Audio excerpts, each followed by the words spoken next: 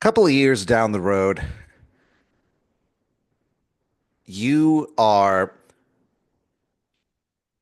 like sitting on your porch, pleasantly surprised. But you've been pleasantly surprised a lot lately.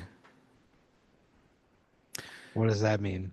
So you never really thought of yourself as being like a cat person, you know? But you, so what happened was you got one of those like cat clocks, you know what I'm talking about? Where the eyes go back and forth and the tail Yeah. goes back and forth. Cat clocks, when you were growing up, were one of those things that you always associated like intellectuals with, Why? quirky. Because, it's always, the cat clocks were always had by these eccentric types, quirky, creative, interesting. And so you just always felt that way. And it's one of those things where the funny thing with being an adult sometimes is that you'll be like, oh man, when I was a kid, I really wanted fill in the blank. And then you're like, oh wait, I could just buy that now. You know what I mean? It's a thing that you kind Yeah. of forget about sometimes. And so one day you had a dream that you were being chased by a pack of wolves, except they were defeated by a cat clock. And then like the cat clock looked at you in the dream. It turned its head and looked at you, and it said, "I love you, Aaron." And then you like woke up and you were like, "Okay." So you got yourself an authentic cat clock, a certified cat clock. The cat clock was originally invented by this guy a long time ago, um, German immigrant Heinrich von Schluch. Von Schluch? Yeah, eventually he Americanized it, To and what? he um, Henry von Schluch.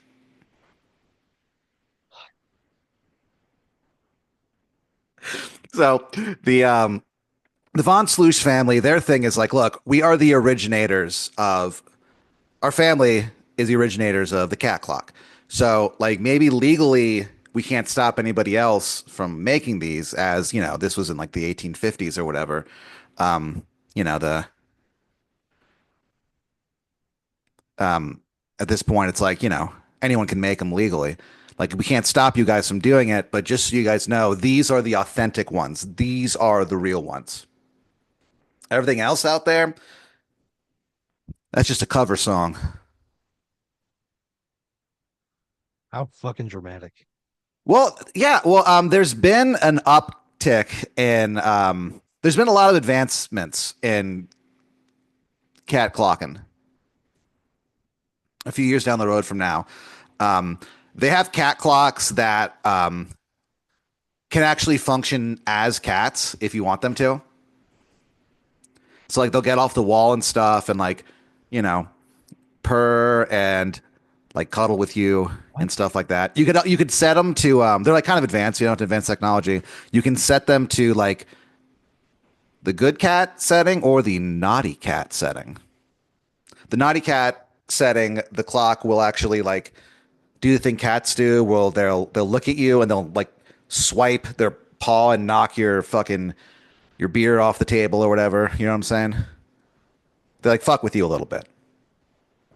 So if you want the naughty cat experience, you can do that. Like if because there's some people who they've only had naughty cats. They've never had, well-behaved cats. And so they're not really used to, a cat being too nice. That's what some people appreciate about cats is that they're kind of not going to just mindlessly love you.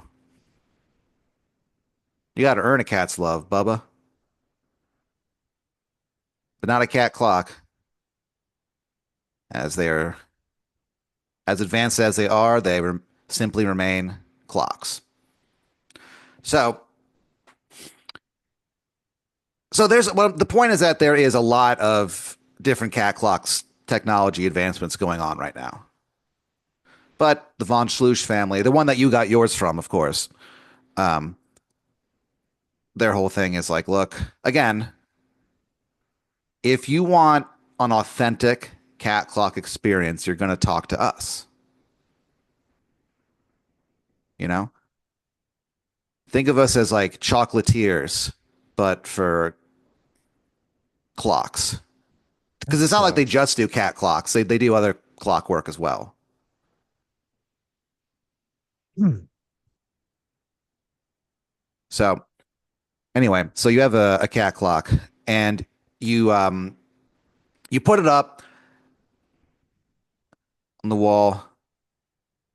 His eyes started kind of going back and forth and back and forth. For a moment, you think of like the rotation of the planets, you know, hurtling through the galaxy. What? But just for a second, when you see his eyes, you know, you name your cat clock Mr. Mittens. So after you put it up, you kind of like go about your day. And the next morning, you wake up and there's a few kittens inside your room. And they're the exact same, like their fur is the exact same color as Mr. Mittens, your cat clock. How many cats are in my room? There's three kittens. Three of them? Mhm. Jesus Christ. I'm in no shape to take care of three kittens. So you go online and you're like, hey, I have to get rid of these cats or whatever. There's uh there's some people who you're like, I don't really know what to do. I don't know how to like take care of cats or whatever. And so Danny Goodwin responds, he's like, oh, I love cats, brah. And you're like, okay. And so you give Danny the cats. He's actually on the way home from a gig, and you're like, how'd it go? And he's like, I fucking crushed, man. Danny. So you give away two of them. One of them you just couldn't quite part with. There was something when you handed them over to the cats, to the kittens, I mean, and you go to pick up the third one, and it looks up at you, and for a second, you look in its eyes, and you see something familiar. You see the same sense of longing that you sometimes see in your own eyes when you see your reflection in an unexpected fashion. Just a quiet yearning for something better. And you think to yourself, it's nice to be yearned for. Yeah. So so you decide to keep one of the kittens. And Danny explains how to take care of cats very thoroughly. He actually, it turns out that Danny knows a lot about cats. He's actually like a few years down the road. Our friend Danny Goodwin, stand-up comedian in Austin, has become a cat breeder. Oh man. He's breeding cats.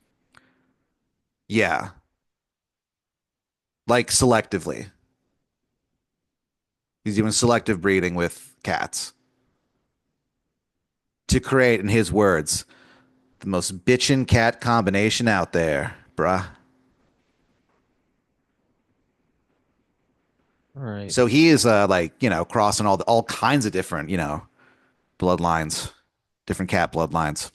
So you never saw yourself as like a cat person, but these three kittens who kind of apparently came out of nowhere, you and you're like, man, I never thought I'd end up taking care of a cat, but you fucking love it, dude. It's a very sweet cat. It's a very like docile, you know, it just kind of likes to hang out, sleep, nuzzle up on cold evenings. Typical cat stuff. You name it.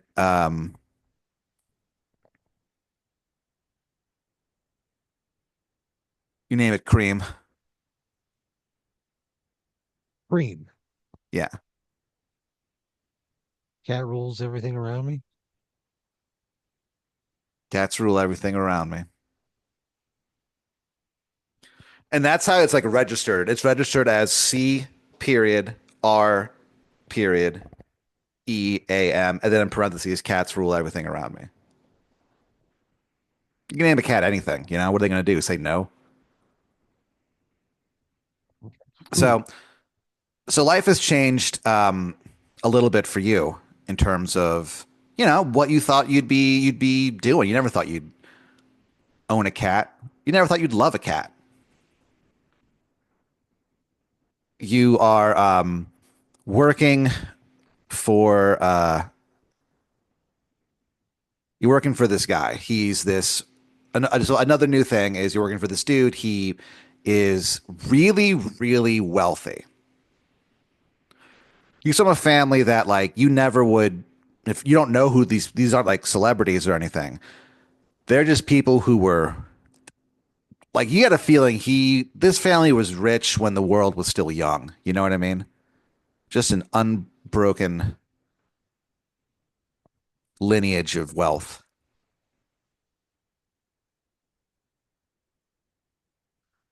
His name is hmm. his name is Leopold Scrumptious. What? Leopold Leopold, Scrumptious? yeah, the Scrumptious family. Yeah.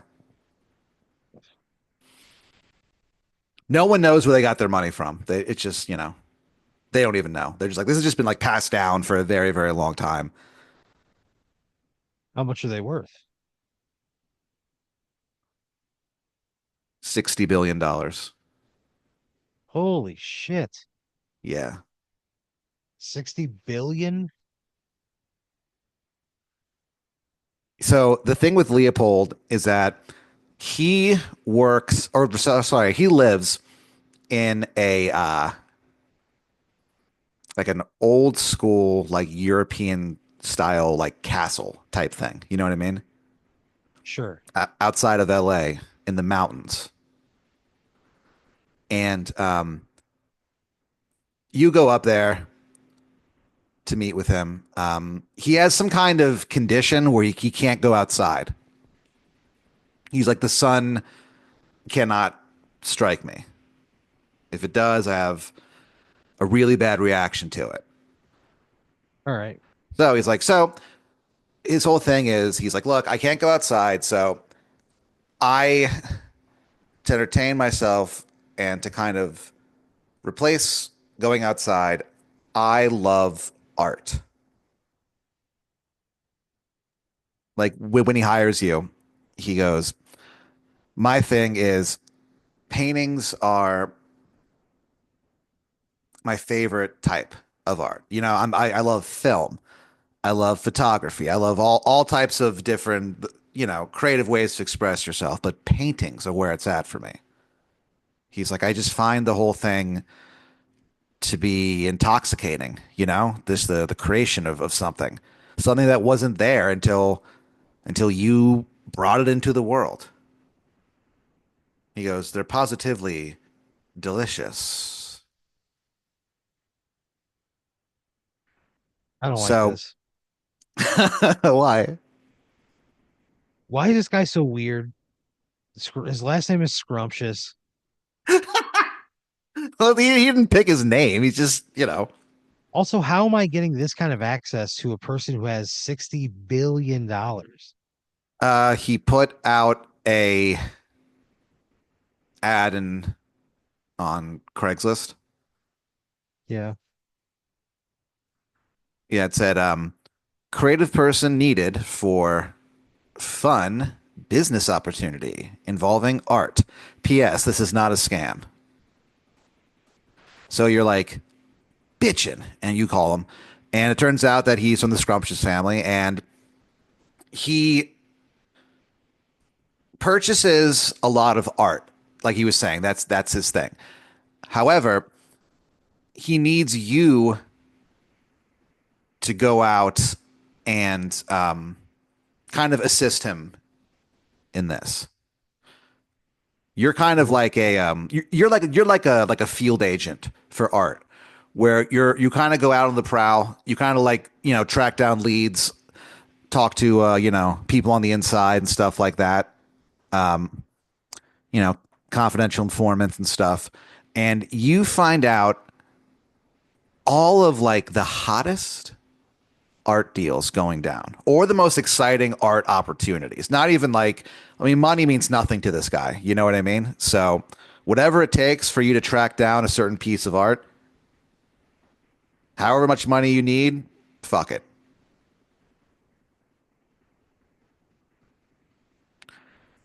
And the reason that he wrote he needs someone creative to do this, and he's like, look, like you're gonna have to be thinking on your feet for some of this stuff. You're gonna have to be, this is stuff that you've probably never had to do before. And so you really gotta be able to just roll with it, just go with it.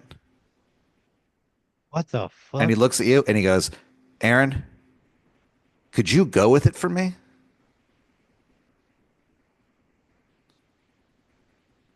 So what a gross way to put that. You think so? Yeah, it's fucking gross. What does he want me to? I still don't know what he wants me to do. Why doesn't he get somebody who's like a trained like art historian or a buyer? There's He's people who like, do this for a living already. he goes, I know, but I don't want to deal with those people. They're so like hoity toity and just lame as fuck. And he goes, look, part of my hobby is that I do, most of the legwork. I just kind of send you to close the deal. He I'm goes, gonna Aaron, cost you so much money. I'm not a good salesperson. oh no, I you're have not. no It's backbone. you're not about you're not selling anything. You're like buying things on Well, his like on his behalf, basically. yeah, but like, I'm not gonna know how to negotiate. I don't know. I don't know the true value of things. You're going to spend so much more money with me just guessing than you would somebody who knows what the fuck they're talking about. And he looks at you and he goes, and Aaron, that's why you're my man for this job. Because you're gonna come at this from a different perspective than these other art dealers. You're gonna come at that with a new, fresh perspective for a new generation. He goes, I mean, you do stand-up comedy. If you can close that, you can close these deals. That's why you'll be my closer. That's your official title. Those two things are so unrelated that like you couldn't be more wrong. Just because I've just because I've done comedy doesn't mean I will be a good at appraising valuable works of art. He goes, look, Aaron, maybe this might change your mind. And he like writes something down on a piece of paper, and then he folds it up into a, to be honest with you, pretty badass looking paper plane. And he like kind of flings it towards you, and it almost like lazily cuts through the air towards you, and it lands perfectly in your hand. Almost as if your hand's always been waiting for it. Like it's almost a shame to like open it up, you know what I mean, to see the offer because it's just that cool looking of a plane. But you're like, whatever. You open it up, For a second, it's almost like you can hear like the sound of like the crunch of like metal ripping apart or whatever for like just a second.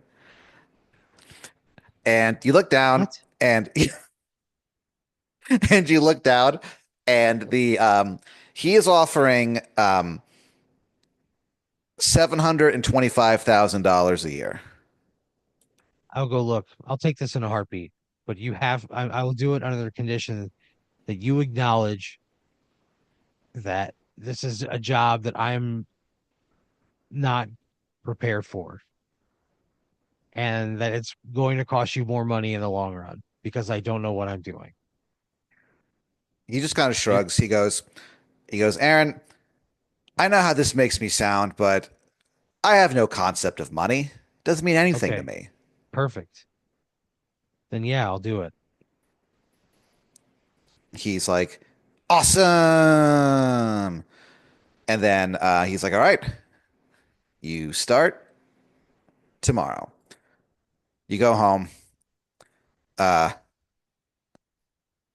that fucking Mr. Mitten's cat clock is continuing to stare like right through you, you know?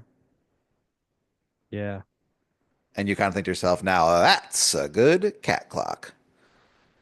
You go to sleep. You dream of a howling void. The next day, great. you wake up and it's your first day of work. So you go out, you meet up. The Your first assignment is to go to there's this art gallery in downtown Los Angeles called the Downtown Los Angeles Art Gallery. Beautiful. Um, and then in parentheses it says no Irish. That's just the name. It's a very old art gallery. They put it up when people had different attitudes, I guess. But that's just the name. They're not allowed to change it. So, Oh but yeah, obviously Irish people are welcome there, are celebrated there actually, to be honest with you. So, you go there, you meet up. The guy who is running the place is this guy. His name's Patty O'Reilly, and he's like, "All right, Aaron. Well, I talked to your boss, and here's the painting as described." And he like takes the It's a really valuable painting. He puts like a cover over it. Normally, there's like a curtain over it. You know. okay. He takes it down, and it's you know that famous painting, The Screamer. Yeah. That guy. Munch.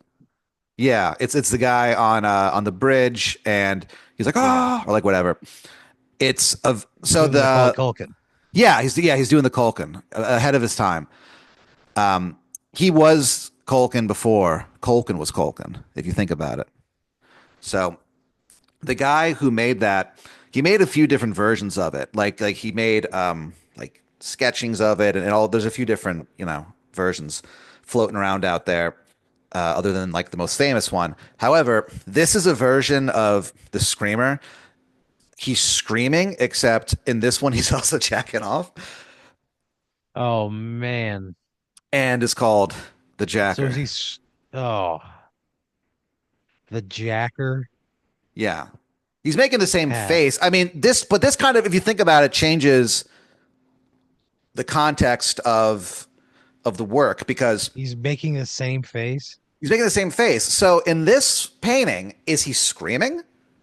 Or is his face looking that way? Does it look that way due to some sort of, orgasmic pleasure or something? I don't know. It changes things completely. And the fact that he called it the Jacker and not the Screamer, does that suggest that he is in fact still screaming? Or does it matter? That's the thing about art. Is he There's just a, screaming or is he climaxing? and so he goes, all right. Anyway, Is so he erect? yeah, he's jacking it. Okay, but he's like mid jack. He's not like at the moment of climax. Well, that's the thing. It's kind of hard to tell. Well, I mean, you could tell. Is he actively Well, bopping? maybe it happened 2 seconds ago, and now it's Is there anything who hanging out knows there where it is. from? Is there any soldiers left behind? Any residue? Um, you ask him. and he's like, I you asked know who. what? The art No, dealer, you and know he's what? like, I don't need to know. he goes, yeah, I'm not really certain. He goes, no one's asked me that before, but anyway. So Great, you make the purchase, great. and you you bring it back to him. You think they called it jacking off in Munch's time? You ask him that, and he's like, yeah, I think they did. I mean, that makes sense. That checks out. I'll take his word So for it. you bring it back to him, and he the agreed upon price was 2.8 million. But when you went to get it, he was like, "Oh, well, you know, one thing is that I that always happens is we have to, we round up. So it's actually 3 million due to the processing fees." Absolutely not. That's so much money. It's 200 grand. That's not rounding up. And then he kind of like grumbles a little bit and he goes, "Fine, 2.8." So you go back and he's like, "Oh, excellent work, Aaron." And he like claps his hands and jumps up and down in like delight as they hang it up as you like it's just kind of like leaning against the wall. It hasn't been put up yet. It's a And guy he's like, jacking off. and he goes, he goes, that fuck, and he goes, were there any problems or anything? Or let me guess, that fucker tried to bump it up to 3 mil. Yeah, he told me it was that they always round up and that it was a processing fee. He just laughs and rolls his eyes. He's like, he always pulls shit like that. And he goes, good job and not buckling down though. That was or not backing down on that though. Yeah, Not just that save in it. you 200 grand. He kind of like looks out the window and he goes, what does that buy you? 200 grand. I mean, half a house in a lot of places, not in He LA, whistle. but He whistles. He goes, whoa, really? in like Wow, that's crazy. rural America. And he goes, and he kind of Yeah, like laughs and he goes, wow, it sounds like a lot of money. it Thanks, is. Aaron. To most people, it's a lot of money. It's a He whole goes, lot of money. he just kind of shrugs. He's like, yeah, I appreciate it, man. And he goes, you know what? I appreciate? I appreciate the loyalty. Again, money is like fucking whatever, but a true friend, that's hard to find. I get it. I bet it would be difficult. Everybody, you probably have a concern that everybody's just out for your cash. He goes, and like, yeah, and he does a thing where he goes, when you go, that everybody's, and he says along with you, out for my cash. And he's like, Yeah, yeah, Aaron. And he just like smiles and he's like, fucking A, man, appreciate it. He goes, you know what? This is going to be a really great partnership, I think. cool. So he goes, all right, well, I'll see. He goes, you know what? Take tomorrow off. He walks over to the painting and he pulls a knife and fork from his pocket and he just like starts like eating the painting. He cuts it into like What? he cuts it into pieces and like eats it and he's like and he goes, all right, see you tomorrow, Aaron. He goes, sorry, I'm really hungry. So you're like, whatever. You leave. What the fuck? This guy's eating canvas? Yeah. So over the next like 6 months, you work for this dude and you procure different paintings for him. Some of them are really expensive, some of them are not. And he eats all of them. And from time to time, and like, yeah, you get, three-quarter of $1 million a year, and he'll give you some bonuses from time to time, He'll be like, "How you doing, Aaron?" He's like, and you're like, "Oh, good. I'm a little bit hungry though." And he's like, "Oh," he goes, "Hey, I'll buy you lunch." He goes, "Yeah. What's that cost? Like 10 grand?" He like pulls 10 grand out of his wallet and like gives it to you. No, I'm not. He goes, he goes, get. He goes, "Let me give you a piece of advice, my friend. get a sandwich, put the chips on the sandwich. He goes, I call it a crunchy delight. So, You're not the first so you're person to working do for that. you're working for this guy, and yeah, he's eccentric, definitely, but like whatever. Like it's not like he does anything bad or like even like illegal. He's just a guy who can't leave his house, and he has you get paintings that he eats. So, a few months later, you're on your new or your assignment is to go to this mansion in Beverly Hills. There is a guy there who is this is the preliminary stages. He is interested in selling a previously a never before seen Picasso. And he's like, so I want you to go there, take a look, let me know, kind of describe it. You know what I mean? He's not gonna let you take a picture of it, but you know, you've done this before. It's like you've done this before, where people are in the early stages. He sends you to take a look at it. You kind of look at it and go, yeah, it looks good, or this is what it looks like. Or you go, no, it's kind of shitty. It looks like this. So it's one of those things. And you've come to kind of enjoy the preliminary stages. You know, you've come to learn to appreciate the hunt. So you go out to Beverly Hills, and you go to this mansion. The gates you drive up. The gate opens for you. They know you're coming. You pull up. There's like a security guy. Um, you just show him your ID real quick, and he's like, "All right, Mr. Brooks, right through there." The thing that's weird about this place, this guy's mansion, is that the door is like the front door is like 35 feet tall, like 20 feet wide. Other than that, it's a fairly normal place. So you go in, you go down. They're like, "Oh yeah, his office is down the hall." So you walk in to this guy's office, and there's this dude sitting there. He's wearing like a Phantom of the Opera, like half a mask type deal. Oh, God damn it. He's dressed like a Parisian nobleman from like the 1700s or something, and like the French Revolution. And he goes, "Hello, Aaron. Thank you for coming. My name is Sebastian Silence." And when he says the word silence, five guys jump up out of nowhere and go shh before like disappearing again. One guy pops up from underneath the desk. One guy comes out from like a closet. One guy sticks his head in through a window. They go shh, and then just pop out.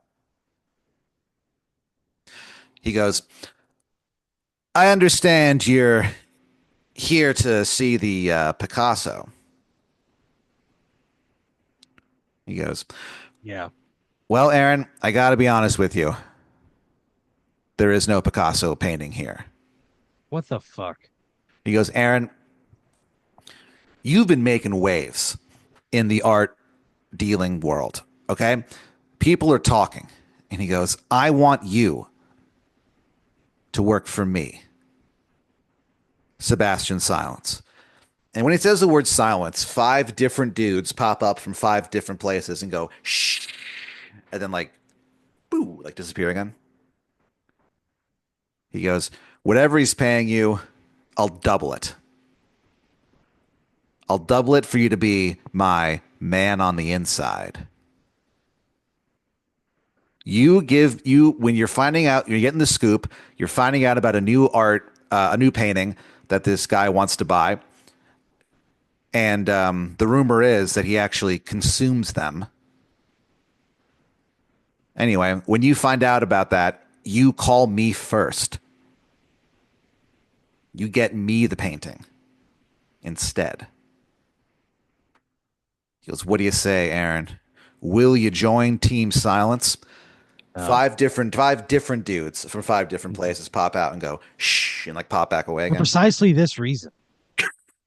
What do you mean? I don't want to have to fucking hear fucking 24 men shushing you every 2 minutes. I don't want to have to hear that. Also, like this guy has been good to me. He's been kind to me. I've got no reason to want to leave. Yeah. And he goes, even if I triple the money, I go, let me think about it. he goes, I need to know now. Then the answer is no. He kind of like sits there for a second and he goes, huh, okay. Well, I'll imagine you'll probably want to get going. Yeah, I'm not going to be pressured into working for somebody who demands a decision of that magnitude immediately. And he goes, yeah, fair enough, I guess. All right, Yeah, well, see you later. See you later, brother. goodbye. What a fucking waste of time. So you leave. Um, you go back home and you get as you're walking up to your house, you get a text. You look down, it's from your boss, and he's like, hey Aaron, magnificent work as always. Boy, was it tasty. Anyway, I just wanted to let you know how much I appreciate your hard work. This probably is like kind of a strange thing to take on, and you've handled it with ease. Have a great rest of your evening. With like 15 exclamation points. And you're like, huh, what a cool guy. That was nice. And you're like, I'll respond to him after, in a second. You open the front door and like you turn on the light, close the door, turn back around, and standing in front of you are five different men, but they're all wearing the same like outfit as earlier. And they all go, shh, and then they all stab you in the neck at the exact same time. Jesus Christ, Pat. What the fuck? And you don't make a fucking sound. Yeah, they probably cut my voice box. 5 knives in my neck at once. Yeah. What And the then fuck, Pat? they walk out and you're kind of like standing there stunned. And then five different men come in and they all stab you at the same time. And after that, you die. God damn. Jesus Christ. It's so unnecessary. You were killed by the agents of Sebastian Silence. Yeah, I fucking hate him.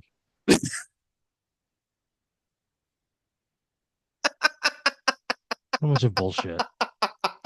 Well, you stayed loyal. Yeah, look You what good fucking it got died me. for it.